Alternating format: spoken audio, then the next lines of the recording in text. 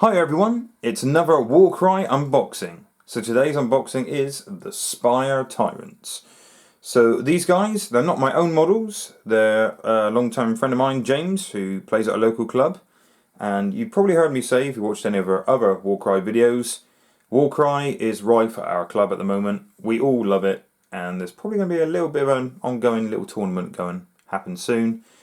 And yeah, Warcry, like I said, if you heard any of our other videos, we love it because it's so random. We've done a few battle reports so far. Still a bit early days for us, but we're definitely going to be doing more of it. So James bought these guys, which they are very James, and he said, why not do an unboxing? Which is very kind of him, and why not indeed? So if he hadn't picked them up, I probably would have done, because these guys definitely tick my Chaos box. So James is very much like myself, probably not so much magic users and things like that in AOS or Warcry. He likes the barbarian kind of look, and I'm very much like that myself. And these guys are no exception. So these guys are more like gladiatorial fighters, and you can see that there is a bit of a Slaves to Darkness, a bit of a Khorne vibe going on with these guys. More so than any other Chaos faction. I can't really see Slaanesh in there at all, but you can paint them whatever you want. But I think these guys look wicked.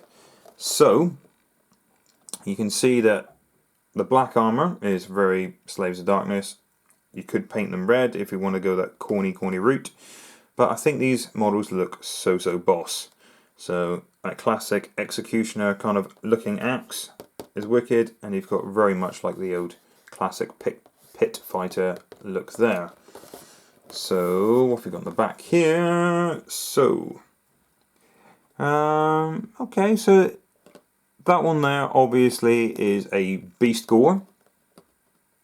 So you can see he is a Beastman of Chaos of some kind, and that one there is some kind of chaosy looking dwarf by the looks of it. So such cool models.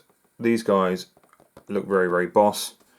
I think if we ever play Dungeons and Dragons, James would probably use characters very much like that. But yeah, I do like the smaller variants, the pit fighters, and it even says pit veterans to be fair. So it wasn't bad on my guess. It does say pit fighters there, but I just got that vibe just from the front straight away. So in this kit there is 9 models. So let's crack open the box, shall we? So I'll do it off camera because I'll make a mess and make a noise, and you don't want to hear that. So, contents of the box. Usual things apply. Instruction book. What size bases, going for what models, and any options. So I was pretty much right. Just by looking at the front cover, I was thinking that guy looked like the Executioner. He's called the Head Claimer.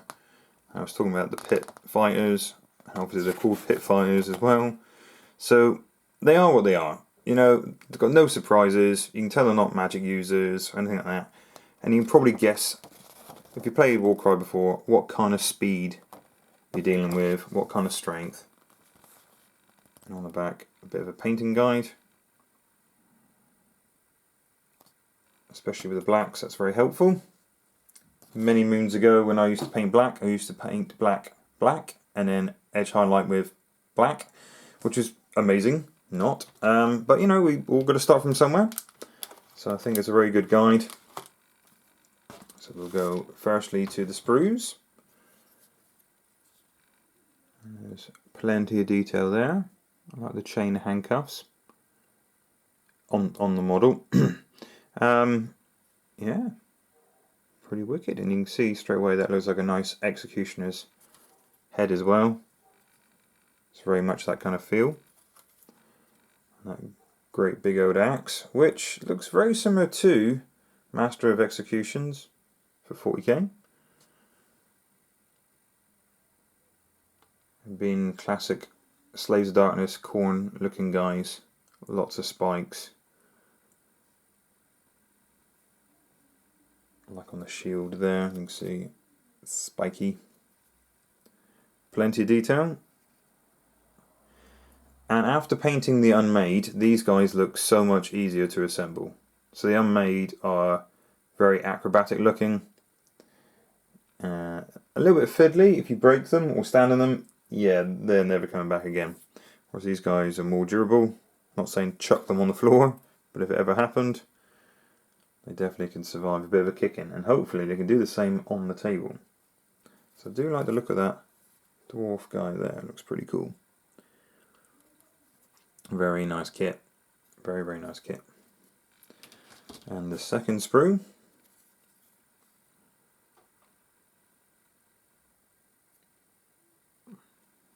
Almost a bit of a swashbuckling sword there. That's pretty nice. Classic chaos looking axe with the 8-pointed star for the detail inside.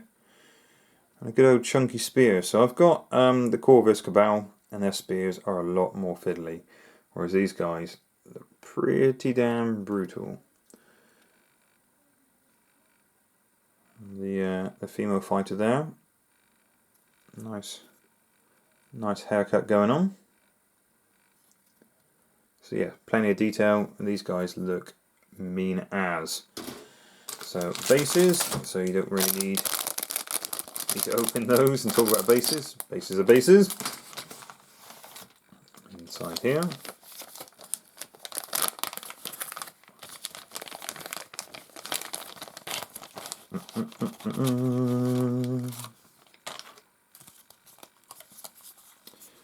So I'm not going to chuck anything away, obviously it's James's. Chuck it all away. So that's obviously the different languages, as they do in every Shadespire Warcry kit. So these Spire Tyrants, you have your pit champion, and he really does look like the boss. The head claimer, the Beastcore Destroyer, pit fighter with punch dagger, classic punch dagger, very, very cool. So that's the options. You either have it with a spear or a dagger. I'm assuming the spear's got a bit more range, obviously. The punch and dagger looks like the old pit fighters that GW did in metal years ago.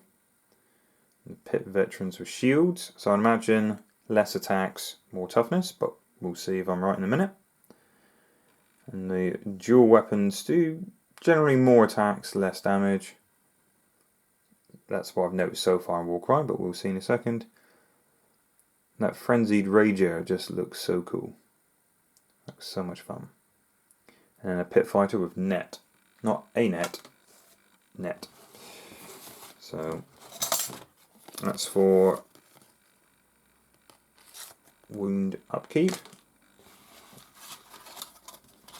Or wound allocation. So 2 models with the same weapon have wounds, at least you can make note. So we'll start off with the Frenzied Rager, the dwarf guy. So you can probably imagine this guy was going to be slow, and you would be right. So if you ever played Warcry before, the stats are speed. It's a big old speed 3, which is not a lot in Warcry. So something I have found out myself. If you're playing Catacombs and you try to jump over a gap that's 4 inches, you need to have more than 4 inches movement. So this guy will not be jumping over any 4-inch gaps with a movement of 3. So then we have our toughness value.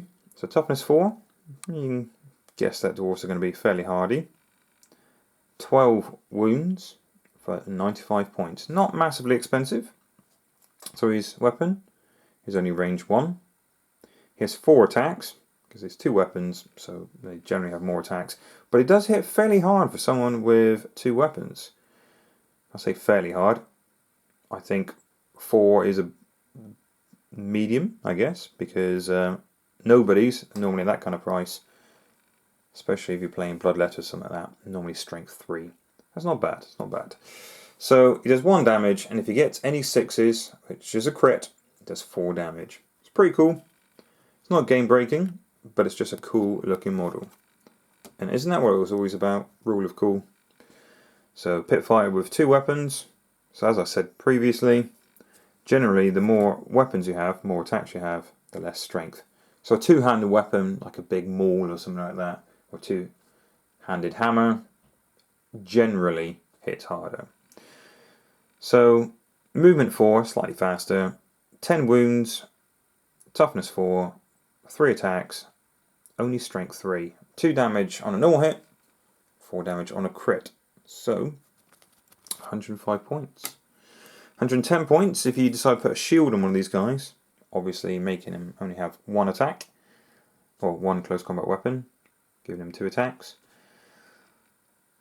So, as you can imagine, toughness 5 because of the shield. So great at holding objectives in Warcry, which is always random. If you get a holding objective mission, sticking a shield guy on it is wicked. But I don't think he's going to kill many people. Not with strength 3. So if he's going against someone who is toughness 3, he is wounding on 4s. And if it's someone that's higher, it's wounding on 5s. Someone's lower, which doesn't happen very often. Good old toughness 2. Be wounding on 3s. So 55 points, a very cheap model, The guy with the net. So toughness 3. So it seems to be toughness 3 for the average kind of human. That's not heavily armoured or doesn't have a shield or something. Pretty damn cheap though, pretty damn cheap. So I was right with the spear, a little bit more range, so you have range 2. 60 points, very, very reasonable. And it's a cool looking model. Look at that mace, that's going to hurt. So there's the other option with this lovely lady. And she's got the punch and dagger. So, the punch and dagger is the same point as the dagger, as the spear even. I'll put them side by side so you can see. So the main difference is the fact that it's got an extra inch for the range. So effectively it's got a threat range of 6 inches with the movement. And it's got 1 more attack with the dagger. But with a spear you get a little bit more range, and on a crit there's 4 damage rather than 3. So it's up to you if you want more attacks or you want slightly harder hitting with a bit more range. I think the punch and dagger looks classic, but I'll probably go spear. It's quite a meaty looking spear, like I was saying. The Corvus Cabal, they look quite flimsy with their tiny little spears, look like toothpicks. Right, so this guy, so it's a Beastman of Chaos. Look at that weapon. That looks boss, doesn't it? That's about the size of an average human in Warcry. So like I was saying, if it's a two-handed weapon, less attacks, but good old strength 5. So it's going to be wounding most normal people on 3s, which is nice. Does 3 damage as base, 6 on a crit. It's 145 points. It's just a great looking model. Painting the horns would be pretty fun on that. Like I said, it's not mine to paint, it's James's, so I'm not going to touch it. I'll leave it all up to him. So this is the Executioner. So 135 points. Once again, a two-handed weapon. It's a strength 5. It's pretty nice. Pretty nice. So it's 10 points less. It's got 1 more attack. And it does 2 damage on a normal hit. 5 on the crit. So it's got less health. But it's got 1 more attack.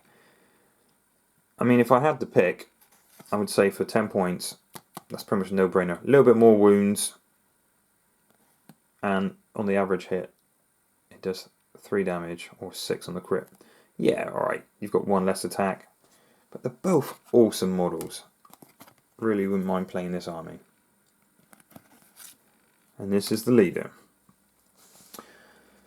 So, he does have a range attack, so a range 3 with some bolus. So that's 3 attacks on a bonus. Okay, I wasn't expecting that. I thought it would be 1 attack because you throw this thing, right? I suppose it's not really a throwing weapon. It's more of a whirling around your head like Lord of the Nasco kind of thing. So less damage, as you can imagine. It looks mean as hell though, doesn't it? But his main weapon, the sword, is 4 attacks, 5 on the strength, 2 damage normally, 5 on a crit. It's not bad. It's not bad. It's just a cool looking model.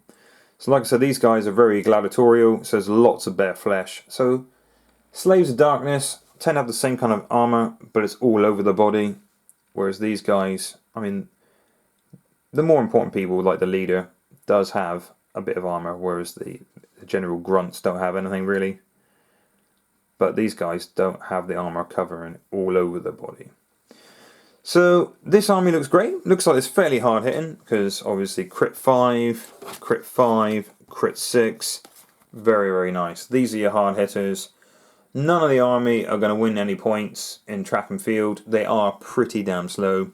Speed 4, unless you're playing the dwarf, and that's speed 3.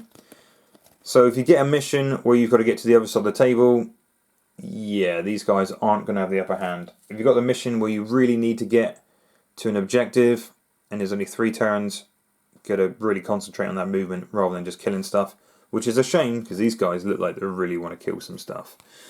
So, on the back of this card, you have, if you've never played Warcry before, your abilities. So this is the abilities just for the Spire Tyrants, hence that there. Everybody has the access to Universal Abilities card, but every individual faction has their own gang has one of these. So, Spire Tyrants, that's their symbol. And you notice there's a second column which has a net, a shield, God knows what you call that, an 8-point star for the leader, and that quad there has a skull with an 8-point star behind. So, standard leader symbol is that one there, which means this guy only, funny enough the leader, can do this one here. So a lot of the triples for the leaders are fairly similar. A fighter can use this ability if an enemy fighter has been taken down by an attack made by them in this activation. Until the end of the battle round, add 1 to the attack's characteristics of attack actions made by visible friendly fighters within 6. So if this guy kills somebody, he might as well use a triple, and any of these friendly fighters get 1 extra attack if they're within 6, which is really nice. And of course that stacks with the double on your standard sheet, which is Onslaught, which adds an extra attack as well, which is pretty nice. Does mean this guy has to kill something, which, to be fair, there's a good chance he's going to do. So that's very similar to a lot of other factions, a lot of other gangs that have that symbol. Let's pick another one. So this guy is the one with the skull in front of the 8-point star. So it looks like it's the heavy hitting guys. So the Headhunter and the Beastman have this quad. So pick a visible enemy fighter within 1 inch of this model, roll 1 dice. On a 3 to 4, allocate a number of damage points to that fighter equal to the value of this ability. Which means, for those who haven't played before, it's a quad. So if I roll, let's say, 4 6s, on a 3 to 4, allocate the number of damage points to that fighter equal to the value of this ability. So it would be 6. So yes, it's 4 dice, hence the quad, but you only pick one of those dice, and it's the value of. But if you roll a 5 to 6, allocate a number of damage points to that fighter equal to double the value of this ability. That's insane. So you could do 12 points. So let's say this guy attacks and attacks, and it doesn't kill something. Let's say it's a big creature, it's got 35 wounds. Maybe one of the iron golems that pretty healthy. They've got loads and loads of wounds in those guys. Pop this. If you do manage to roll a quad, it's really, really, really strong. It's nice. So, you don't have to roll this ability and then roll to see if you do damage, things like that. It's not that kind of game, Warcry. You generally just roll when you attack. Do you do damage? And it's the same thing with this ability. You roll, on a 3 to 4, you do what's on the dice. On a 5 to 6, you double.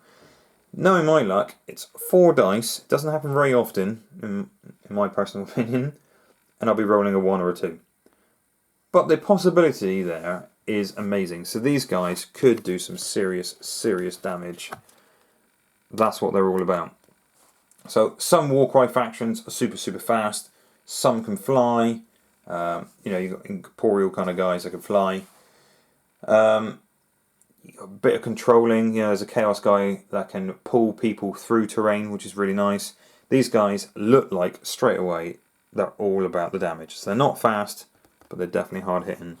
So no special symbol for either one of those. The net thrower has a symbol there, which apparently is net. So it's a double. Gladiator's net. Pick a visible enemy fighter within 3 inches of this fighter. Roll 1 dice. On a 3+, that fighter cannot make move actions or disengage. That is strong. That's nice. So that is quite similar to the unmade. So the unmade, the only difference is it's not within 3 inches, it's the value of the dice. So this is 3 inches, which is okay, it's not bad. And that fighter cannot move, which is brilliant. You can shut somebody down that wants to go in that last minute ditch attempt to get an objective. On a 3-up, you can't move, buddy. So the unmade has the same kind of thing, but it's the value of the dice as to how many inches it is away. So if it was a 3, it'd be 3 inches. If it's a 6, it's 6 inches. So that could be slightly better, but this is middle of the road because it's 3 all the time. I think that's pretty nice. Shutting people down, controlling stuff is a big, big thing in this game. These guys have the shield symbol, and they have that weird kind of diamond style 8-pointer star. So that is the triple. Ready to stance. Until the end of this battle round, half the value of this ability rounding up to the toughness characteristic of this fighter. So like earlier on I was saying toughness 5, stick him on an objective. Now really stick this guy on an objective. Like, you got to move me to win the game? It's not happening. That's pretty damn nice. So once again, it's half the value of this ability. So if you roll a 6, that's 3 to the toughness. That's going to be really hard to get rid of this guy. And obviously it has the shield on him. Shield symbol, which is fun enough. Shield ram, which is pretty much the same as any other faction that has a shield. Until the end of this fighter's action, the next time this fighter finishes a move action, pick a visible enemy fighter within 1 inch. Roll 1 dice. On a 4 to 5, allocate 1 point of damage. It's not amazing, but it's 1 point of damage. If someone's got 1 health left, it's pretty nice. On a 6, allocate a number of damage points to that fighter equal to this ability. So it could be a 6 on the dice. You could do 6 points damage if you roll a 6, which is pretty damn cool. So these guys may not be fast, but they've got an ability that can shut somebody down with the net guy, which isn't expensive. He's only 55 points, which is really, really nice for a controlling model. And then you have 3 hard-hitting models. And these two especially have that quad ability. If you ever get that quad, that's big, big damage. That's crazy. So these models, in conclusion, I think look beautiful. They definitely tickle my chaos pickle. Lots of spikes. They look mean as. A little bit of armour. A little bit of skin showing. They're not so heavily armoured as some of the other, like Slaves to Darkness kind of guys. But like I said, I dig in that gladiatorial vibe. Thanks for watching, guys. Please hit that like button and please subscribe if you haven't done already. Catch you next time.